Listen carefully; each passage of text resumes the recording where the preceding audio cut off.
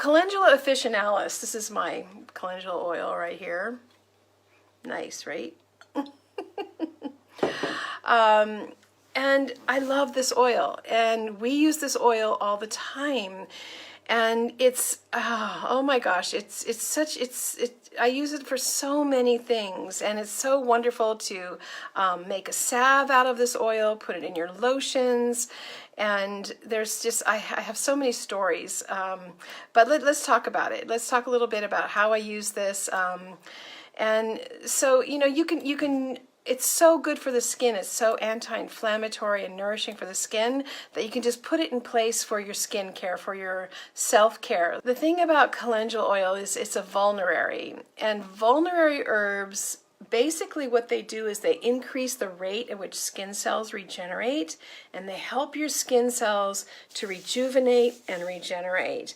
And so, I've been picking blackberries, so I've got all kinds of like little nicks and stuff. And so if you have any like little cuts and scrapes and scratches, the calendula oil will happen with that, and it will help with that.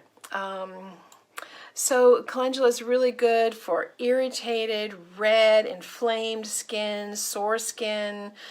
It's also good for slow healing wounds. So if you've got something somewhere that, a cut or a scrape that's healing up and it's starting to scar or heal over, the calendula will increase the rate at which it will regenerate and heal, right? So it heals sores, it heals it helps to reduce redness of old sores.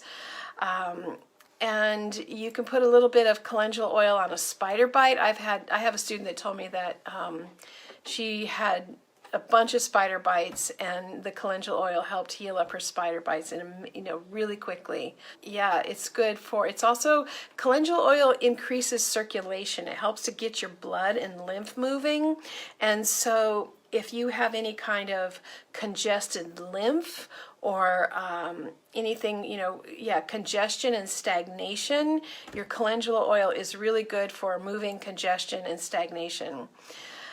It's good also for boils, like you've got a lot of congestion in one area, so even so that a boil is forming, you can use calendula compresses and rub the oil in the area, and it'll help to increase the circulation. It really helps to reduce redness, itchiness, cuts, scrapes, scratches. It's also it's one of the herbs that we use in trauma oil. I actually put calendula and St. John's wort together. And that oil is just incredible. And it helps to relax the muscles. It helps to calm the muscles. It's really good for tension and stress. And it's really good for whiplash and neck pain and sore neck. It's like, I got my massage license in 1988. I've been doing massage for a long time, and I've made my own herbal oils the entire time.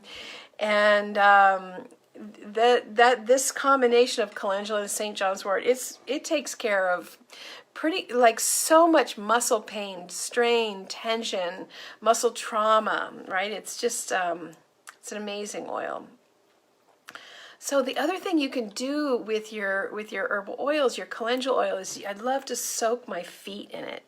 So I don't know about you, but my feet they're pretty scrapey and scratchy.